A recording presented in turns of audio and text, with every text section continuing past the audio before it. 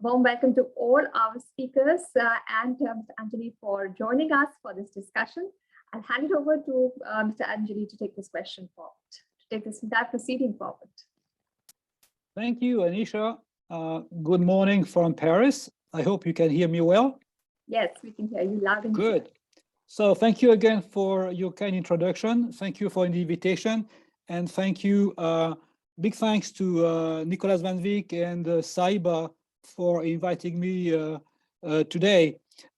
Indeed, the topic we are going to discuss is a key topic for the CFOs, not only in France, where I lead the international activities, but also, as you mentioned, all the RPA and AI discussions.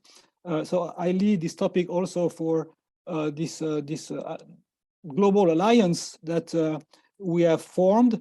And Nicolas was very modest. I have to say, he's one of the masterminds behind this global alliance that we have formed. And indeed, as he mentioned, the three topics we want to discuss in this alliance is ESG, is the automation, finance transformation, and taxation. So this the topic today in the panel is quite important to us. So thank you again, and big thanks to my panelists, and I see they are all there. So I will let them introduce themselves again a bit more, introduce who they are, maybe say some words about their company and where they are at with automation, because automation can mean lots of things.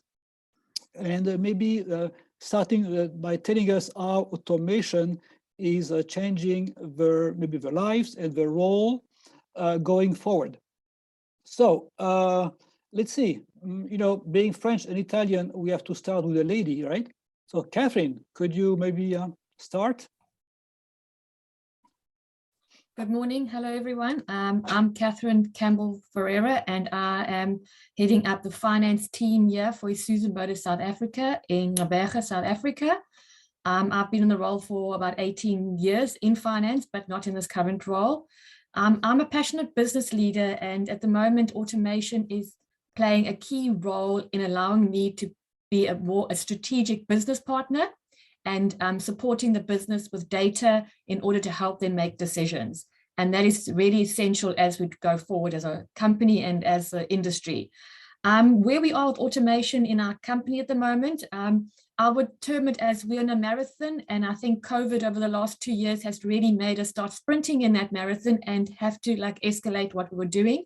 We've done the basics of macros in Excel, and we have just recently started automating our accounts payable with RPA and automating our reconciliations. That in itself was a process, and there's a lot of learning we've taken out of that. There's still a lot to be done, and we have a map of our future and where we would like to take the finance in automation. Thank you. Thank you, Catherine. So we'd like to go next. Bryan, maybe. Thanks, Armand.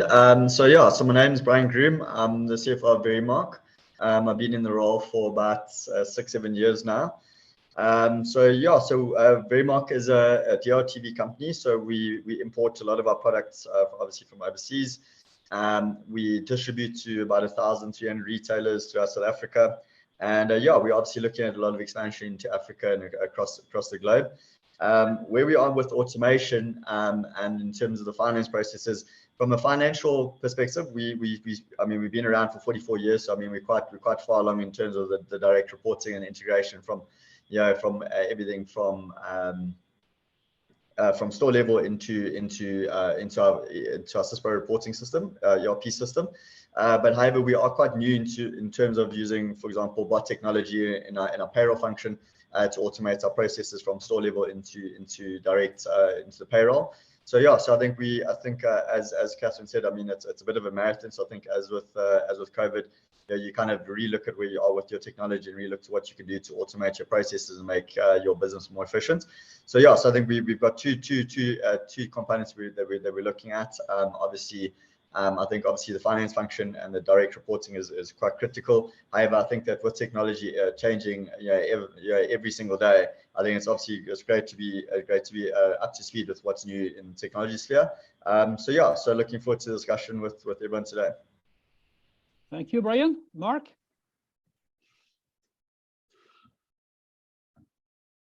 Yeah, thank you.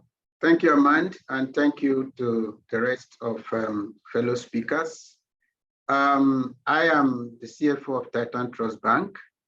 I have been here for about 2 years and a half now. Before here, I was the financial controller at Diamond Bank, which has recently merged with Access Bank of Nigeria. Before joining Titan Trust Bank, we've done a lot of automation of our processes, finance processes at Diamond. And one of the key things we did was actually the automation of our monthly performance reporting. Then it used to be a monthly reporting, but with automation, we're able to make it a daily reporting system, and which could be available to users on the go and on a daily basis at each point. Here at Titan Trust Bank, since we commenced business operations about 30 months ago, we have also automated a couple of our processes, including the regulatory reporting, the performance reporting side, and currently we're trying to automate the budgeting process to make it a more collaborative process to also drive ownership and acceptance. So I'm looking forward to a healthy deliberation today, considering the fact that today CFOs have become very critical stakeholders in driving change within organizations. And a recent report from McKinsey actually claimed that many CFOs are now responsible for digitization. They are in the forefront of digitization within the organizations. And that makes it a bit different for CFOs compared to other heads of units in any bank, any company. Because as a CFO and a close ally of the MDs and board of directors, you play a central role. Your digitization interest would cut across the entire organization and not just within your unit. Unlike other unit heads who will be interested in pockets of automations within their own units, yours is enterprise-wide. And that is why it's important that we approach the context of this discussion today with every element of total enterprise ownership. Thank you. Thank you, Mark. Nathaniel. Thank you. Hi, everyone. My name is Nathaniel Idolor. I'm currently the CFO at Willis Toward Watson in Lagos, Nigeria. I've been on this role for 4 years now. Before now, I was at in a financial institution. Willis Toward Watson Nigeria is a subsidiary of Willis Limited, a global company into assurance and insurance services. Where we are at automation, most of our processes are fully automated, but in the last couple of months, we've been working on automating our data processes and data storage, and then that has gained much ground. The project has been running for quite a while now, about 8 months, and every other process with us has fully been automated. Also to note that some of our processes are sourced locally here, but the ones that are fully on ground with us are fully automated. Thank you. Thank you, Nathaniel. So Kelvin? Yeah. Thank you, Matt, and good morning to everybody. My name is 𝐀𝐮𝐿𝐼𝐻 Sehlapelo. I am currently the Chief Financial Officer for the National Metrology Institute of South Africa.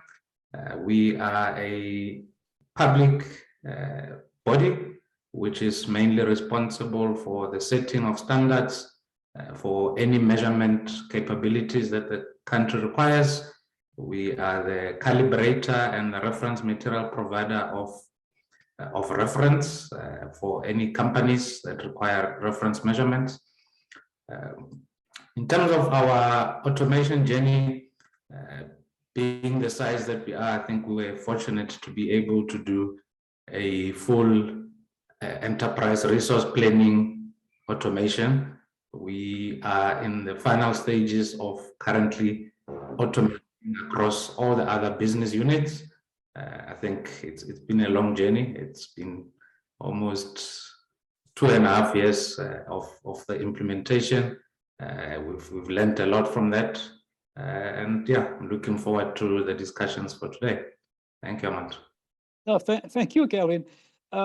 You've heard that the panelists have presented where they are with automation, and some talked about RPA, some talked about ERP, some talked about specific niche applications. So we thought that a good way to start this panel is maybe to explain what automation means in terms of tools and where it can start and where it can end. So, and maybe Mark, you can start with that, and the other panelists will add and comment as they feel.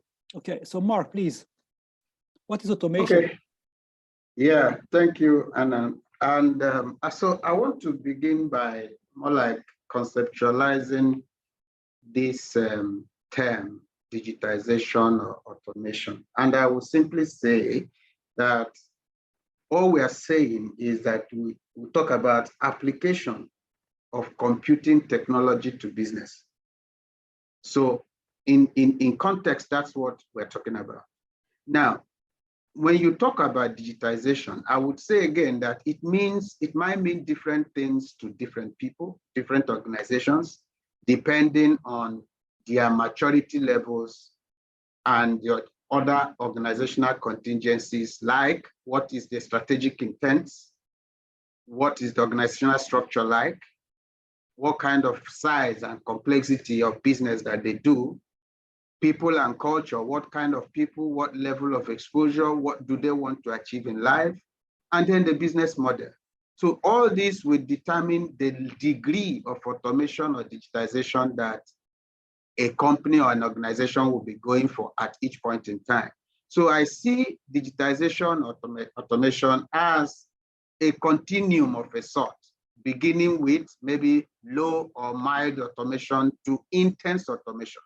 So some people might be at low levels, some may be at mid levels, some will be at extreme, what we might call intense automation. So some organizations employ piecemeal approach to automation. And this might mean just basic Excel suites, use of basic Excel suites or simple workflows. It can also mean running of macro functions in Excel. And this graduates automatic basic processes like reconciliation, management and reporting of receivables and payables. But these are scalable processes that, depending on the size of the organization, you employ the level of automation that you think you need at that point in time. At full maturity, then you might start talking about these big systems like ERP platforms, workflows, electronic document management systems, decision support systems, cloud computing, security platforms, big data analytics, mobile technology, real-time analytics, predictive analytics, shared service platforms, Internet of Things, blockchain, artificial intelligence, robotic process automation. All these are levels of automation. But what size or what scope of automation is relevant to the organization at each point in time? It might not make sense actually to spend a huge amount of dollars to acquire a certain solution that is out of scope for an organization at a point in time. So each organization, depending on the scope, depending on the size, depending on the complexity of its business and business model, might stay at a certain level of automation at each point in time. So when we talk about digitization, that's why I said at the beginning that it might mean different things to different people, to different organizations at different levels of maturity. And I think I will leave it here for now. Thank you, Mark. So we would like to comment on Mark said. Maybe Bryan, any because you are a special animal. You have automated your warehouse, and it's not none of the products that Mark mentioned. So. Yeah, thanks, Owen. So yeah, so I mean, I'd start to. So I mean, obviously, Mark obviously addressed quite a number of different kind of processes to automate and things like it in the finance function. So I mean, obviously, for myself coming from a retail background, obviously we've got different components that we look at. One of our components is obviously warehousing. So with us importing a number of our products, we obviously need to ensure that we obviously store a lot of the products obviously based in South Africa. With this, obviously, you know, we rely on quite an in-depth WMS system. So currently, our WMS system is integrated directly into our ERP system, which is Cisco currently. And yeah, obviously, I mean, from this, it allows you to do a lot of different automating functions. Allows you to track different products by IM numbers, which is import numbers, so you can see where you distributed the product to in case there is any issues. Allows you to also do quite a lot of adapt kind of aging reports to understand what is the flow of your products. So yes, I mean, obviously, I think from a warehousing perspective, retail perspective, I mean, having a WMS system that can integrate obviously all your ordering from retailers as well as yeah, all your imports to come through, that it gets automated. It allows for a little error in terms of manual intervention on the products. Obviously, you still got to rely on your manual counting procedures to confirm quantities, but other than that, everything is directly automated directly into your balance sheets, which is obviously from a stock perspective as well as from an invoicing perspective, which is quite critical. One other element maybe just to address is obviously with Verimark, we own 82 of our own stores, and with this we obviously have got to run a point of sale system. So what we've done is we integrated, we implemented actually a point of sale system which is similar to our ERP system with direct real-time reporting. Obviously, where this helps is it allows for any stock conversions from any of our sub warehouses where we run 70 DCs within South Africa. Allows us to transfer stock quite quickly between the warehouses to stock transfers, as well as allows for real-time reporting on actual sales that integrates directly with our payment solution. So obviously, from a finance function, you know, I mean, I'm pretty sure everyone on here or anyone that's joining the conversation is aware of the headaches that you have around reconciliation between cash and card and back into revenue. So yeah, so I just thought I'd maybe just address it just from a retail perspective. Obviously, yeah, the different types of automation you can have in place just with regards to a retail-based company.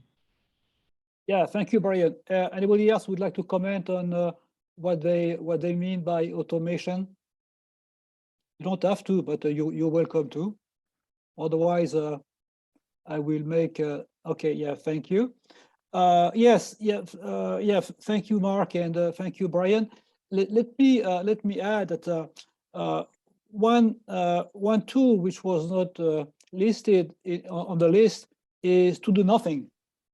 Because if you do a good job in reviewing the way you reviewing your processes, the way you do business, the way you serve your client, sometimes you decide that some processes or tasks are useless, so you just drop them. So that's one way to make it easier. So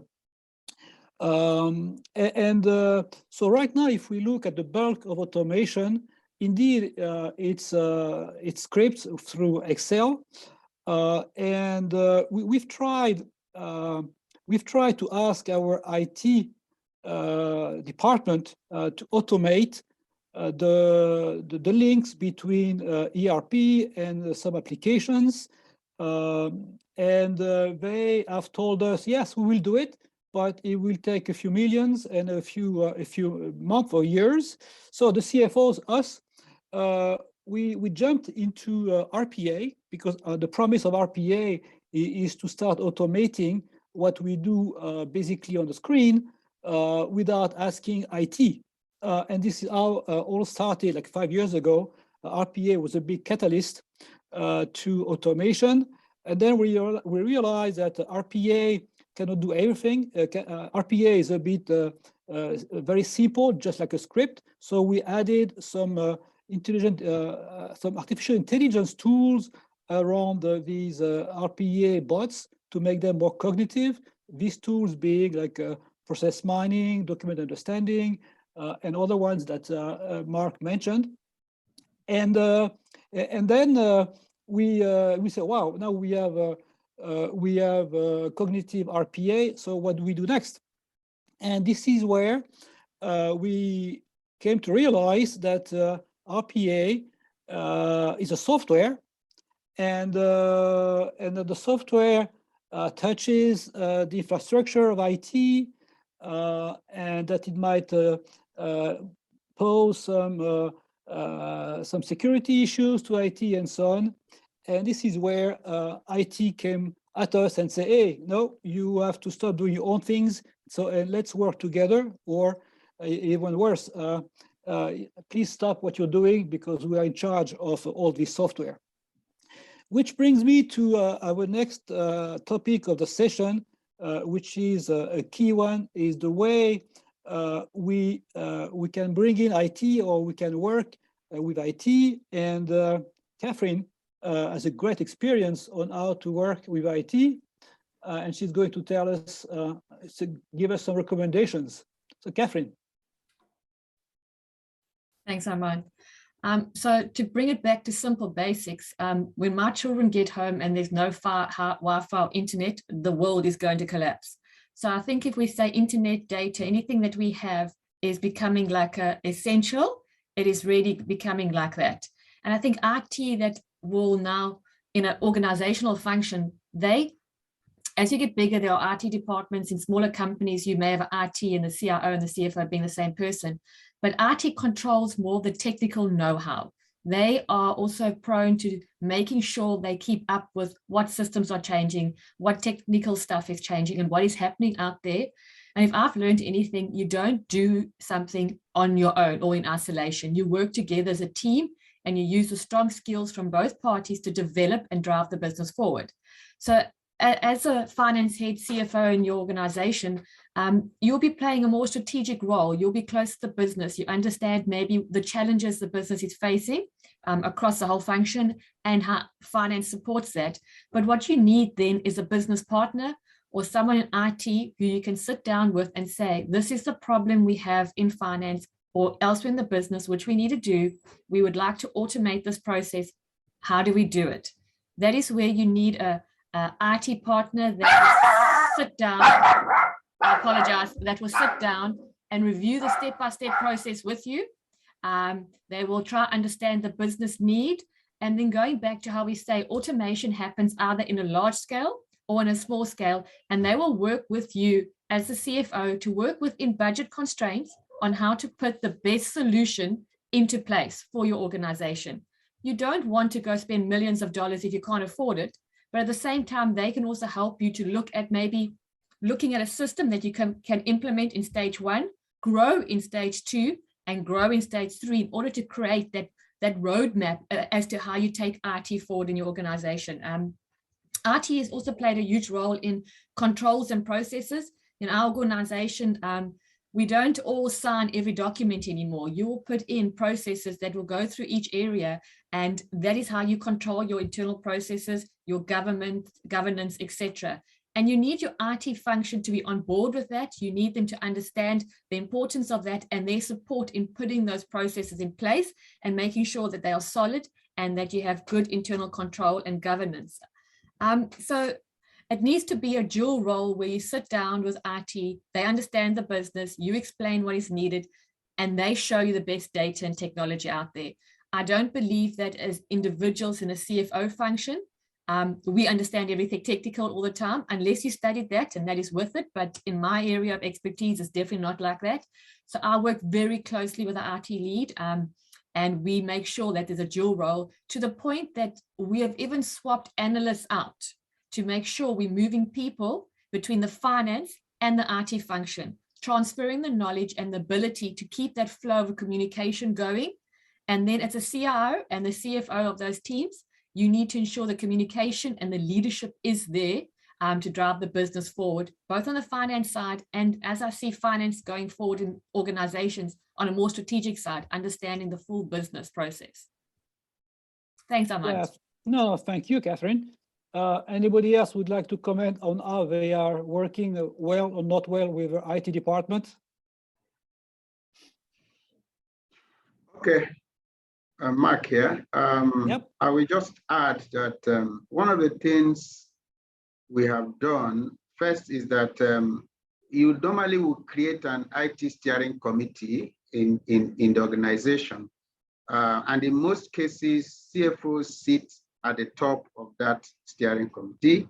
And that steering committee also drives or works with IT Chief Technology Officer to come up with the IT strategy for the institution that covers a period of time.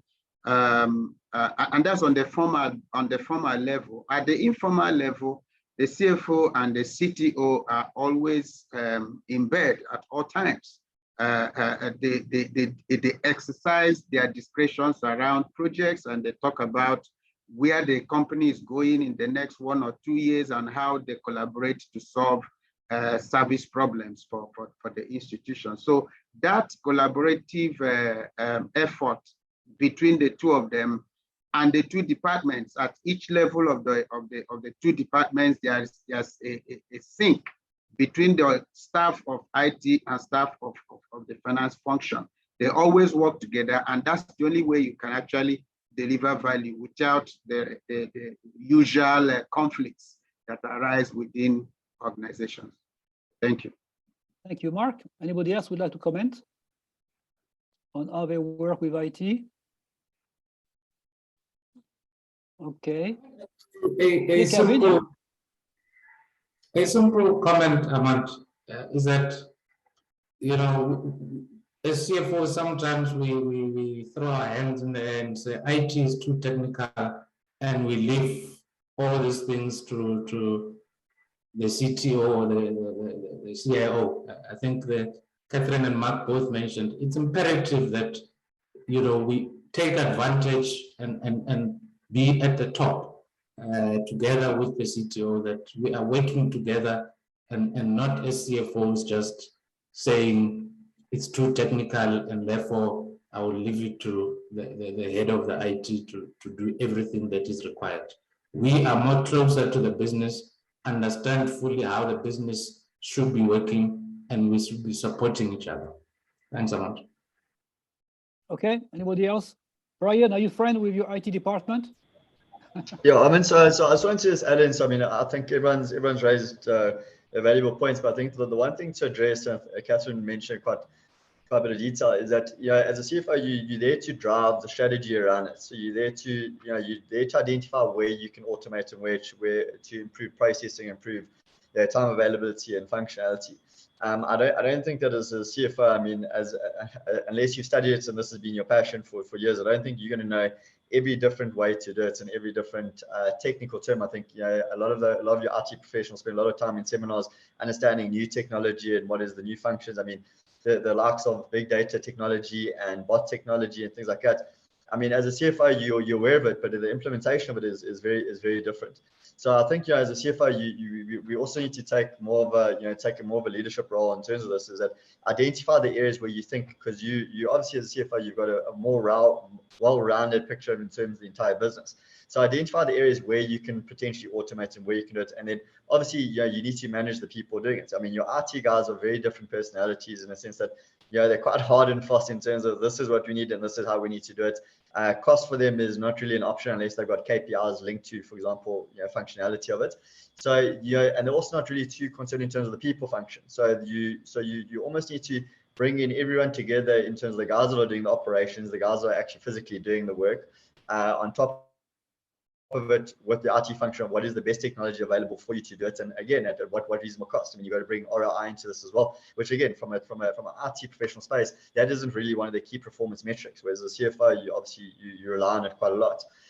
So I just want to just adjust. I mean, IT is absolutely critical in any automation. I mean, they're the ones that know the nitty gritty, and they know the back end, they know where the data sources are coming from and how exactly everything integrates. So they are critical, but I think you also just need to manage the process, and you need to have a well-rounded balance in terms of what you want to achieve. Because if you give a function to an IT professional to just run it without any involvement of the CFO in terms of what is your end goal, I think that you can run into a couple of problems. So I think that it's obviously more just addressing more the soft side of it in a sense that obviously leave the professionals to do what they do. That's why you employ them. But obviously you manage what they're doing and manage the costs in relation with the other employees while you're onto it. Yeah, thank you. Yeah, let me add that what we see, my experience is that because sometimes there can be some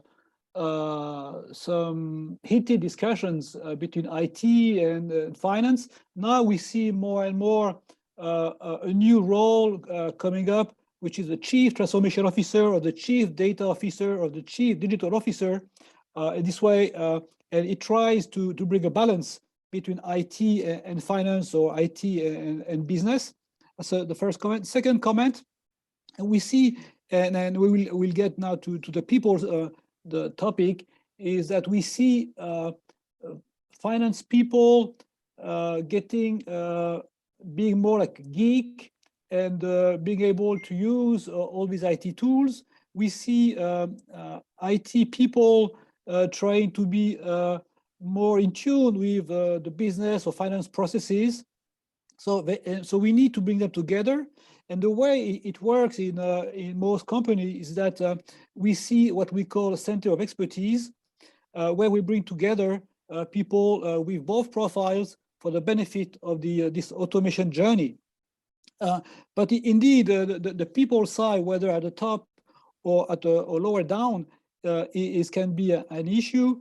And I guess Nathaniel is going to introduce to tell us more about all the people issues that we can face with automation. So Nathaniel?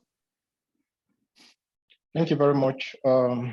As a way of introducing, I'll be talking on staff management and leadership in the face of automation for the CFO. Just like all of us have identified, the role of the CFO is in two phases. First, the side that the CFO has to stand to design the process or work with the IT to design the process. Second, the side that he has to manage the people, both at the IT, both on the finance and both at the management side. Well, I want to say that if you look at it critically, the human side of these two roles is also a critical side, because the CFO has different stakeholders to deal with.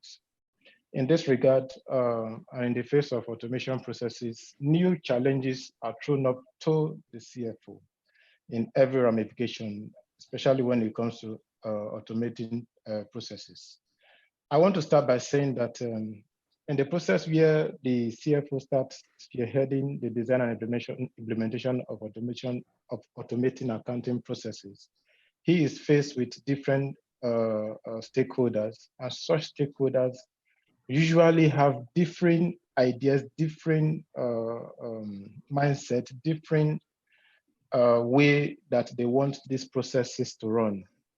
But as the CFO, the CFO stands as a bridge between these stakeholders to close up these gaps, to be able to bring all these stakeholders together to be able to achieve the desired accounting processes. And another challenge that the CFO usually faces in the light of this is understanding the capabilities of automated processes and staff need.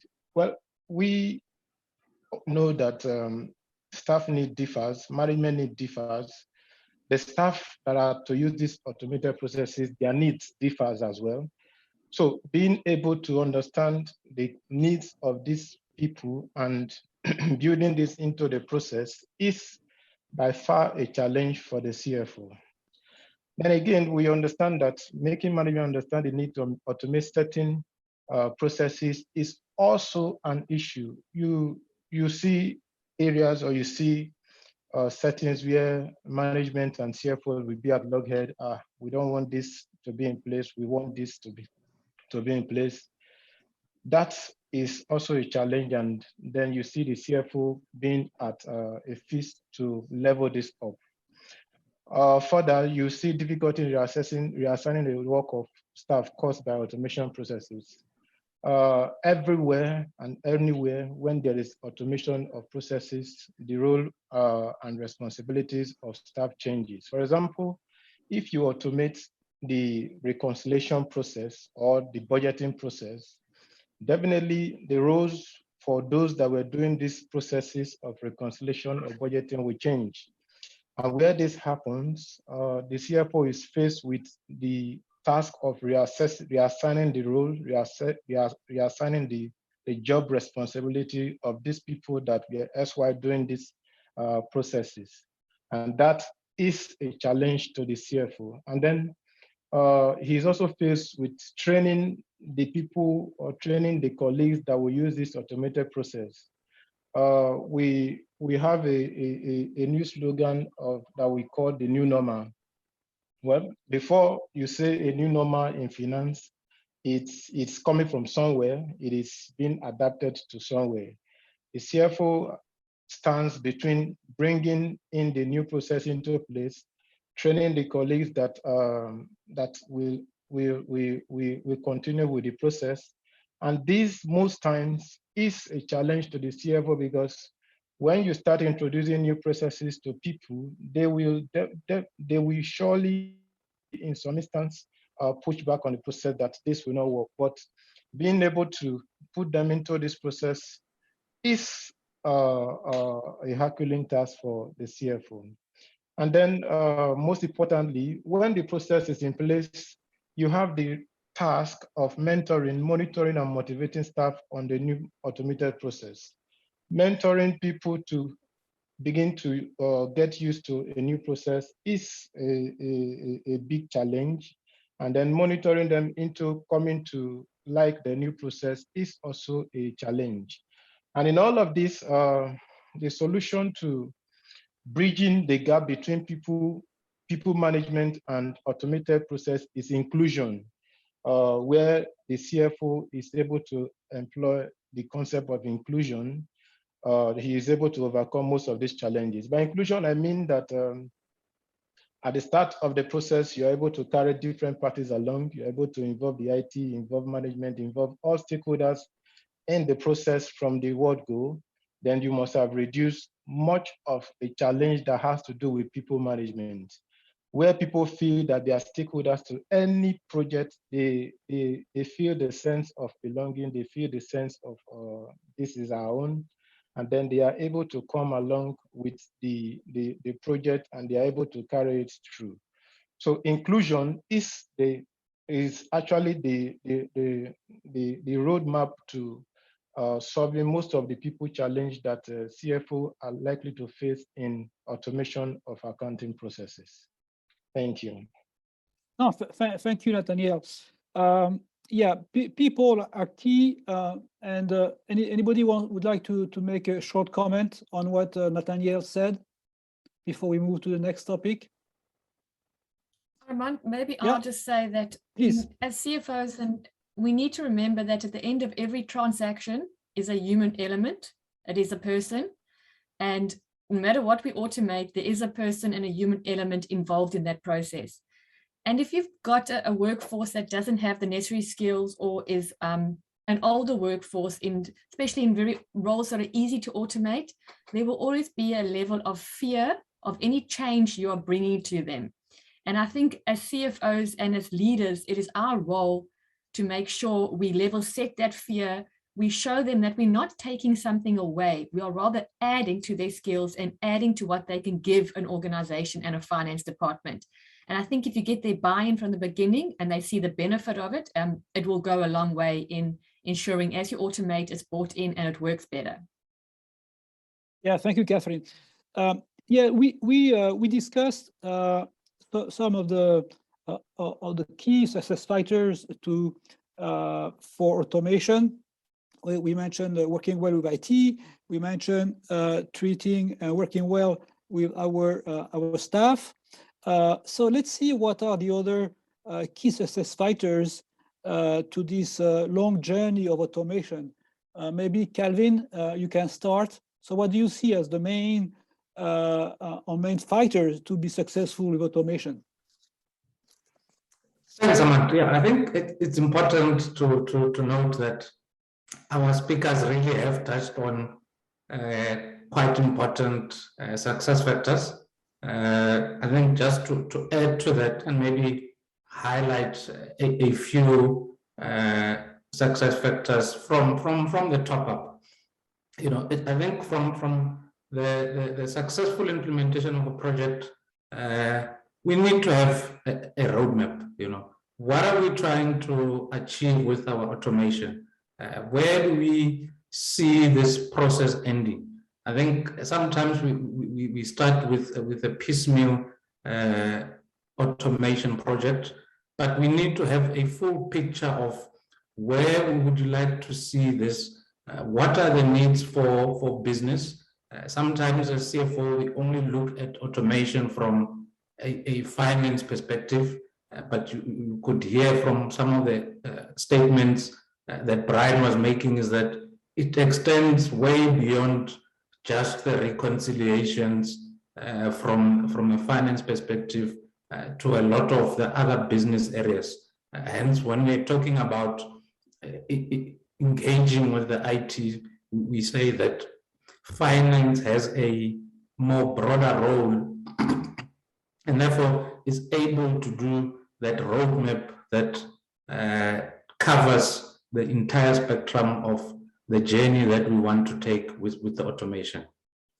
From that roadmap, we can then start to look at what is available in the market, what systems are available. I think from an African perspective, it's quite interesting that the majors are moving into the automation space. The major software companies, your Microsoft and all of them, are now no longer just selling shells and saying get your automation from somewhere else. So it's a bit of a positive from that side. Also in that strategy, we need to look at our customers and our suppliers. From my experience, we've had one of our big customers saying, well, I've done my own automation. I'm not going to be, sort of dabbling into yours. If you want, you can come into mine. So in that roadmap, sort of getting who your biggest customers, your suppliers are, how are you going to work together with them? How are you going to integrate into their systems? Maybe some of your big customers are using the same thing. Would you want to move into that? Who's going to pay for the integration between the different customers and suppliers? And sometimes if you're lucky, your bigger customers can say, look, I'll give you my special discounts that I get that I've negotiated with this client and with that. So that sort of, makes a bit of positive from your side. But also looking at the budget, we ask CFOs, what is this going to take?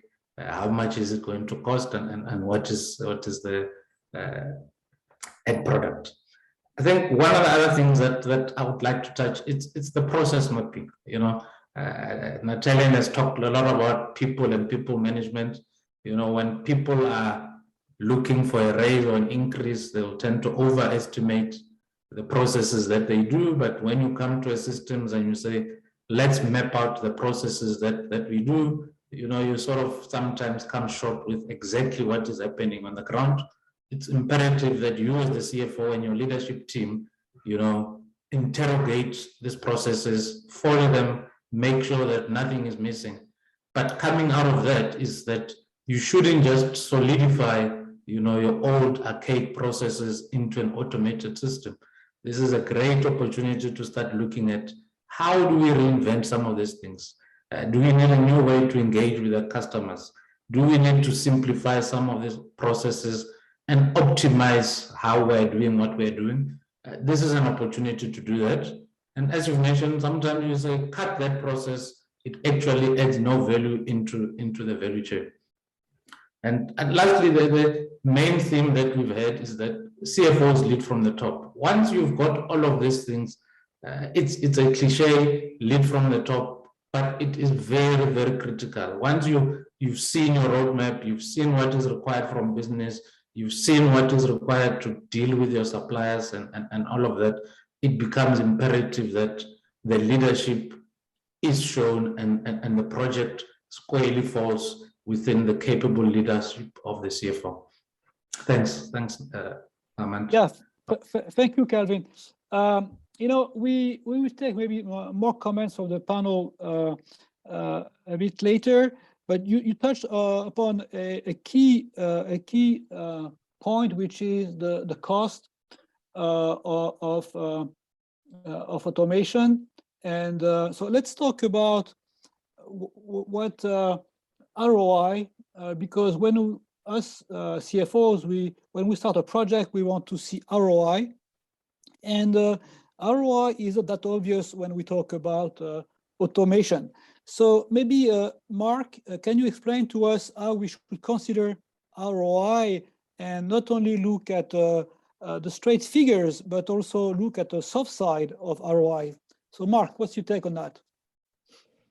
Okay, thank you, Armand. And I will approach it in this way. First, just like you said, there are quantitative and qualitative benefits or returns from every IT initiative.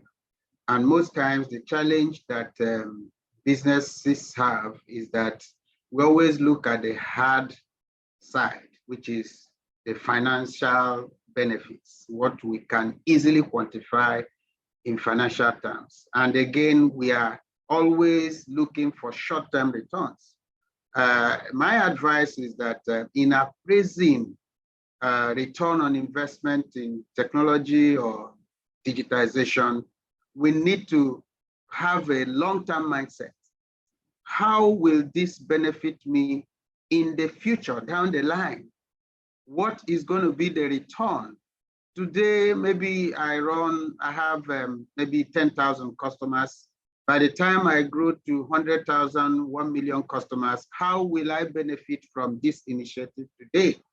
So in calculating ROI, first you will need to look at the quantitative side first. Yeah, you got to pick up what are the cost savings, what are the upside in revenue if I do this, and then what is the cost? And in determining the cost, we need to also make sure that there is a detailed business case for each initiative that we want to undertake. It shouldn't be about, I feel good about it, is the current rave in the business ecosystem. Everybody's doing it, what I call bandwagon effect. I have to do it because others are doing it. You look at the quick wins. What are the quick wins? These are the ones that you can consider as short-term benefits.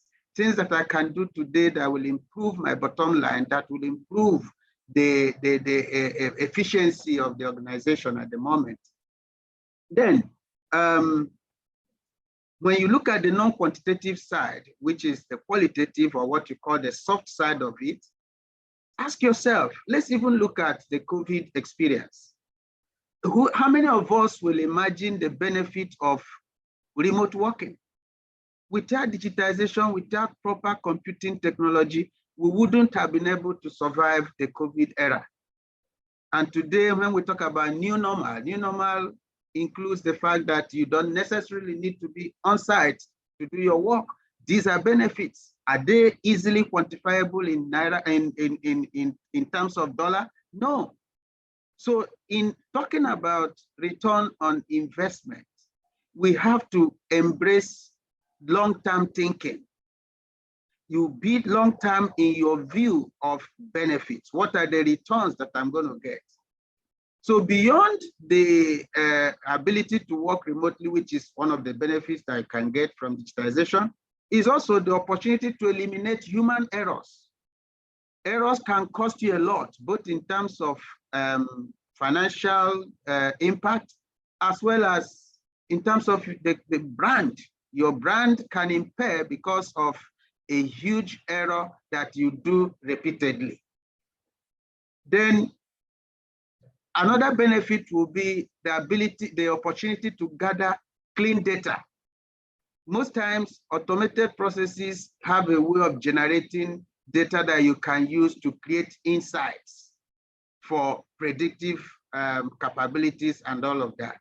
So investment cost, which is the other side of the return of the calculation, includes the licensing cost, the incremental cost of implementation. And why do I say incremental? Because at most times when you use existing resources to implement a project, you need to separate between what are the relevant costs for this implementation.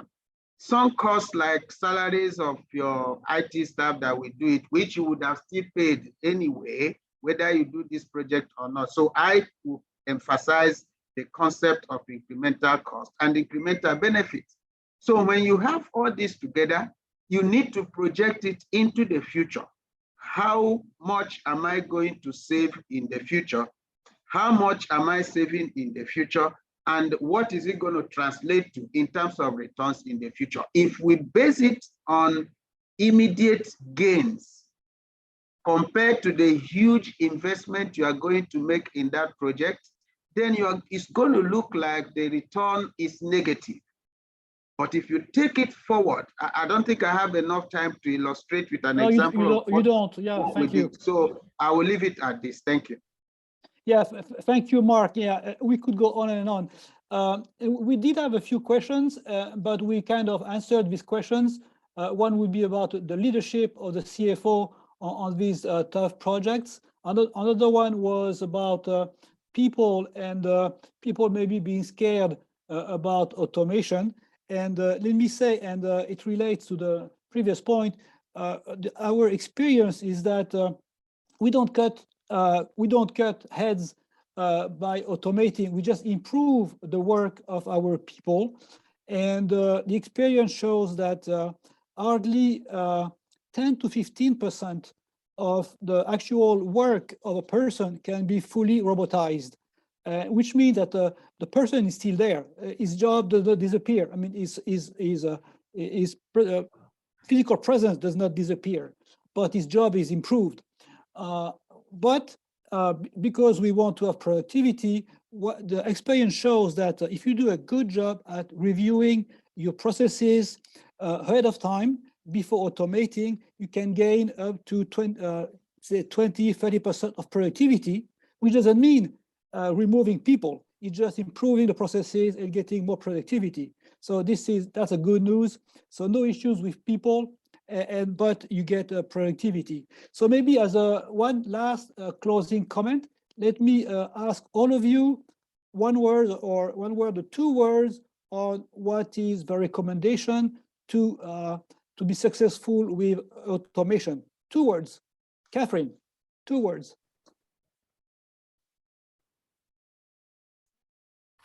Change management is essential.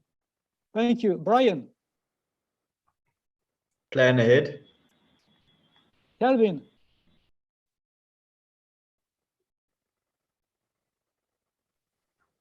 Reinvent your business. Good. Mark. Enterprise orientation. Nathaniel. Second pair of eyes in smoothing the process. Thank you. Thank you all. Thank you, Catherine. Thank you, Bryan. Thank you, Calvin. Thank you, Mark. Thank you, Nathaniel. Thank you for having me. I think we went over a little bit, but that was very interesting. And thank you again for having me this morning. It was a pleasure.